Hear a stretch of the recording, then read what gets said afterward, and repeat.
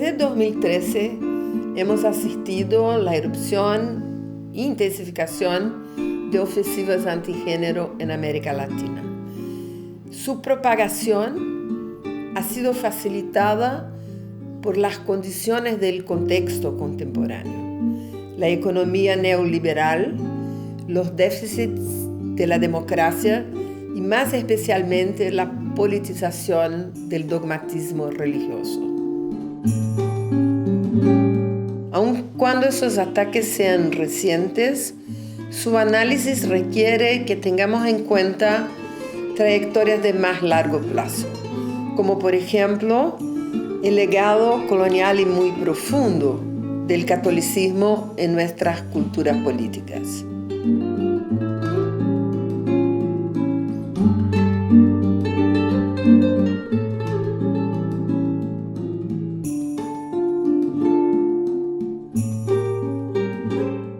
Bueno, yo soy Franklin Gil Hernández, soy investigador, antropólogo de la Escuela de Estudios de Género de la Universidad Nacional de Colombia.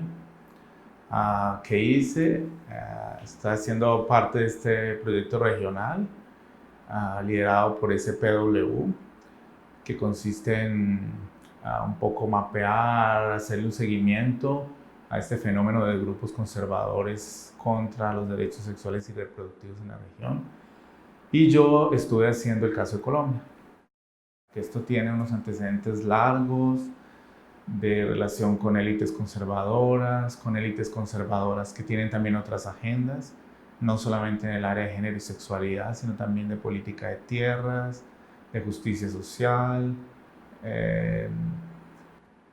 y que tiene una tradición católica larga. Pero también es muy importante entender lo nuevo, como por ejemplo las nuevas formas de organización de esta agenda, que son más transnacionales o organizadas en torno a la sociedad civil, con un lenguaje más secular, que no es el mismo lenguaje que estaba antes, más relacionado con la teología, con lo religioso, sino un lenguaje más de derechos humanos, más secular.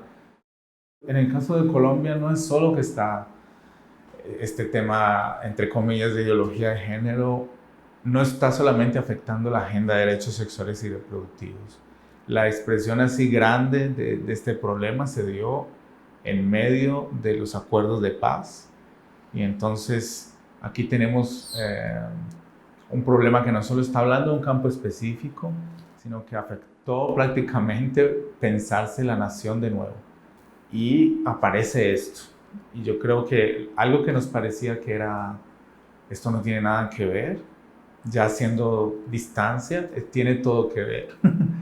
Y tiene todo que ver porque el tema de género se volvió un tema importante en los acuerdos de paz, porque era un tema importante para pensarse la nueva sociedad.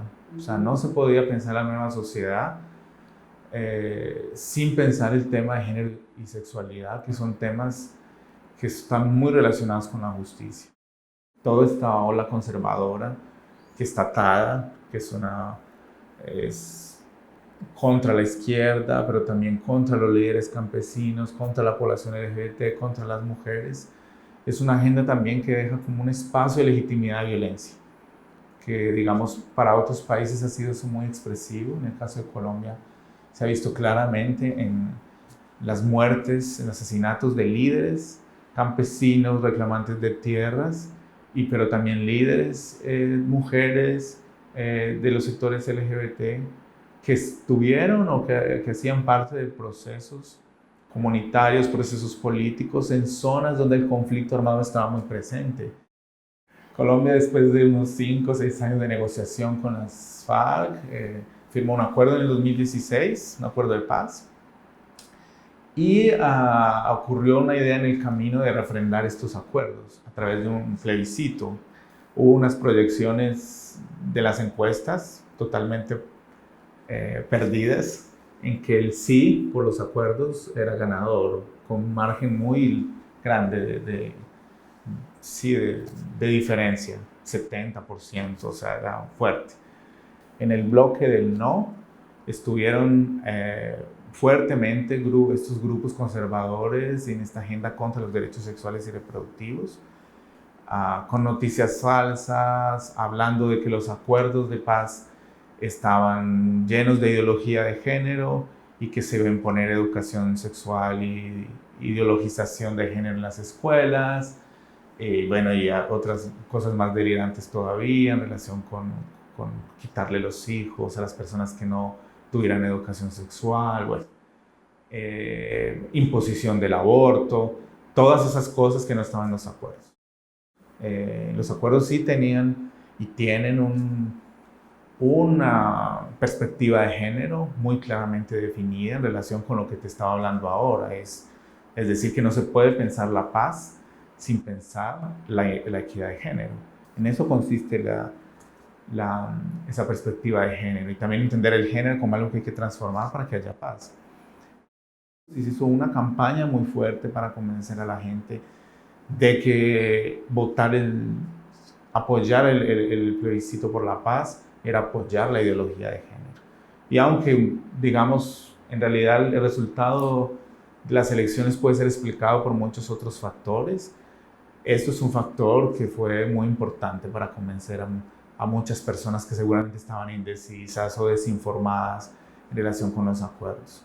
Pero digamos, lo que viene después es lo más complejo, y es que estos actores cobran legitimidad como interlocutores para el proceso de paz, para seguir incidiendo y sacar todas las cosas que tengan que ver con género y sexualidad de los acuerdos, para seguir conservatizando el enfoque, los enfoques que queden ya en la implementación de los acuerdos, metiéndole temas de familia, temas de mujer, pero entendidos de una manera muy conservadora.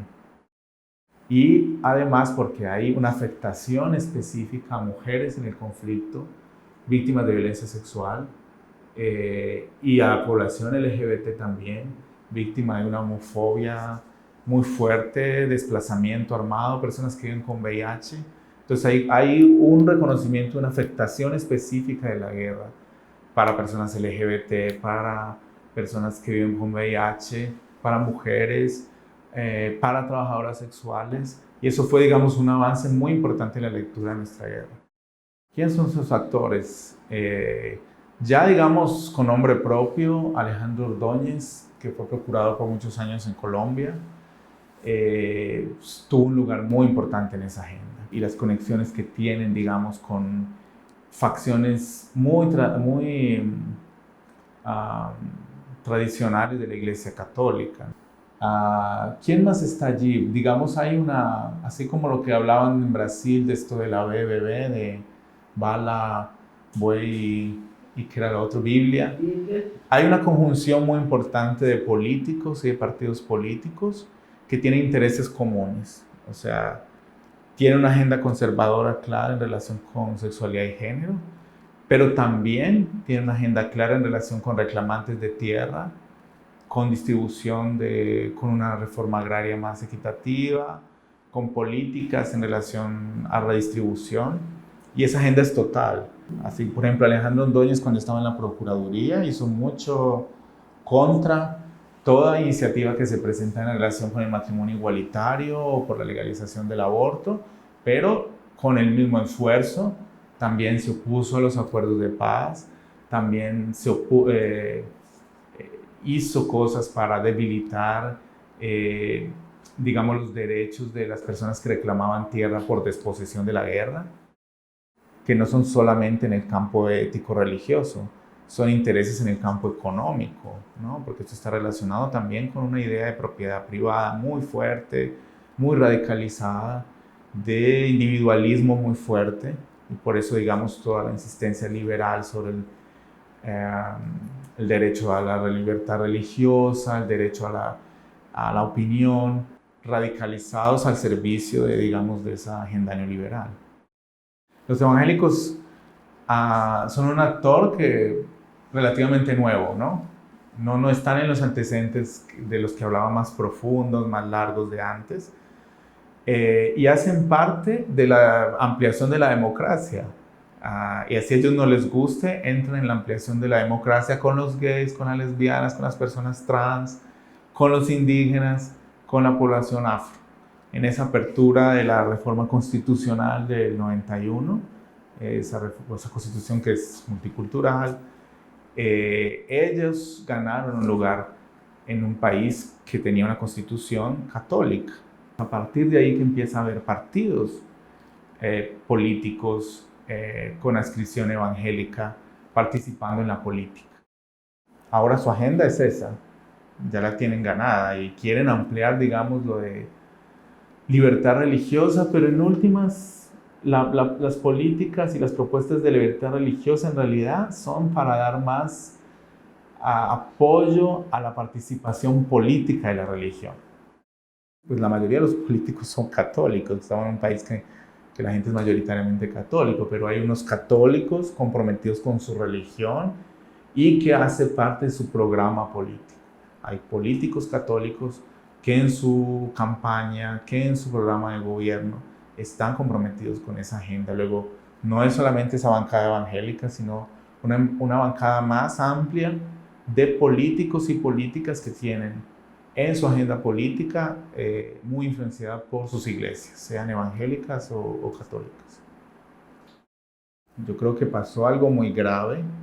Yo creo que esto es una amenaza muy fuerte a un patrimonio democrático que tenemos en estos países que tiene que ver con las políticas de equidad de género, y esa amenaza es muy grave. O sea, estamos ante un problema muy fuerte. Pero incluso con eso tan grave y con esos avances que han tenido esta agenda, hay que valorar todo lo que se ha hecho. Yo creo que precisamente eso es una respuesta a algo que se logró. Los países de la región avanzaron muchísimo en estos años en tema de derechos para las personas trans, en temas de derecho en relación con el aborto y la autonomía reproductiva, en temas de equidad de género. La agenda conservadora crece, pero el feminismo crece. Hay una renovación del feminismo, hay una popularización del feminismo, hay un montón de gente joven, de feministas jóvenes, y eso es muy positivo. Y eso también es de este momento, ¿no? Así como el plebiscito se perdió por un estrecho margen. Eso quiere decir que también hay mucha gente, en el caso de Colombia, a favor de la paz, mucha gente a favor de que cambie, mucha gente que quiere dar un giro hacia otro lado, mucha gente también, yo creo que ha crecido la gente que está a favor de los derechos sexuales y reproductivos más que antes. Entonces yo creo que hay que potenciar eso. Yo creo que un reto es reconocer eso y potenciarlo. Entonces yo creo que es muy importante lograr una base social que cuando vea amenazado eso diga, en un momento, eso hace parte nuestra, eso nos beneficia a todos. No es que las feministas o los movimientos LGBT, no, es las políticas de equidad de género, las políticas de sexualidad nos benefician a todos, es un patrimonio nuestro que queremos defender, que hace nuestra vida mejor, que hace mejor la vida del barrio donde yo vivo. Finalmente el último reto es con la religión misma. Es muy importante la discusión sobre las creencias, porque eso hace parte del central de lo que son las personas. No puedes hacer a un lado sus creencias para pelear por lo que significa que es bueno para la sociedad. Yo creo que ese puente es muy importante, es una tarea interesante de aprovechar, porque además hay actores religiosos a favor de la agenda de derechos sexuales y reproductivos que pueden ser muy importantes y claves en este momento para eso.